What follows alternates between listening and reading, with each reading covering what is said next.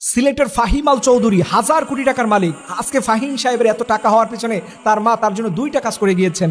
আপনারা জানেন যে ফাহিম আল চৌধুরীর প্রথম জীবনের অবস্থা তেমন ভালো ছিল না, তার মা অসুস্থ ছিলেন। দেখেন একটা ছেলে তার মায়ের জন্য কি করতে পারে, অসুস্থ মাকে সুস্থ করার জন্য নিজের গাড়ি পর্যন্ত প্রথমে বিক্রি করলেন। দেখলেন মা সুস্থ হচ্ছে না, এরপরে বাড়ি বিক্রি করলেন, এরপরে মা সুস্থ হচ্ছে না, এরপরে একটা সময় তার মা দুনিয়া থেকে বিদায় হয়ে গেছেন। তিনি বলতেন, মা আমার যতদিন জীবিত ছিল আমি মাকে খাওয়িয়ে দিতাম, মাকে গোসল করে দিতাম, মায়ের সব আমি কাজ নিজে করতাম, কখনো আমার মায়ের কাজ আমি আমার কর্মচারী দিয়ে করাতাম না। তো মা ভক্ত একজন মানুষ, তার মা তার জন্য কি করলেন?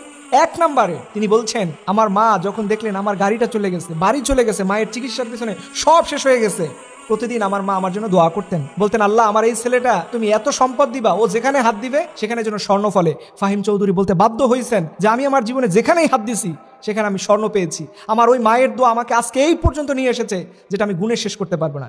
এবং আমার মা আমাকে কোরআন শিখিয়েছেন। আপনি দেখবেন এই মানুষটা যখন কথা বলে, কোরআনের আয়াত দিয়ে কথা বলে, নবীজির খুতবা দিয়ে কথা বলে এবং আল্লাহর প্রশংসা আদায় করে। আমি অবাক হয়ে যাই যে একটা মানুষ ওয়েস্টার্ন কালচার বড় হয়েছে, সে কেমন করে এতটা ধার্মিক হলো। এটা মূলত তার মা তাকে তৈরি করেছেন, আর ওই যে মায়ের দোয়া আর মা শিখিয়েছেন কোরআন। এরপরে আর দুনিয়ায় বড় হতে একটা ছেলের আর কিছু লাগে? আমি দেখলাম এই মানুষটা ভীষণ রকমের সামাজিক কাজ করেন। তিনি বিশেষ করে লন্ডন থেকে এসেছেন শুধুমাত্র ফুল বিক্রেতা একটা ছোট্ট মেয়ে ফাইজার জন্য, যার মিষ্টি হাসি দেখে গোটা বাংলাদেশের মানুষ সহ গোটা পৃথিবীর মানুষ অবাক হয়ে গেছে যে এরকম রাজকন্যা নিজেই ফুল হয়ে বসে আছে, সে ফুল বিক্রি করে। সেই মেয়েটার জন্য পুরো দেখভাল করার জন্য, তার পুরো লাইফের খরচ বহন করার জন্য তিনি তার দায়িত্ব নিয়েছেন। এরকম একটা মানুষ দেখেন, মায়ের সেবা করেন। যারা মায়ের সেবা করে খরচ করবে জীবনে, তারা কখনো লুজার হবে না। তারা ওই যে টাকাটা খরচ করবে, এর বিনিময়ে আল্লাহ তাআলা তাকে এত সম্পদশালী করবে, সে যেখানেই হাত দিবে সেখানে মাটি থাকলে সেটা স্বর্ণে পরিণত হবে, শুধুমাত্র মায়ের খেদমত করার কারণে। আল্লাহ তাআলা যেন আমাদের মায়েদের বেশি বেশি খেদমত করার তৌফিক দান করে। আমিন।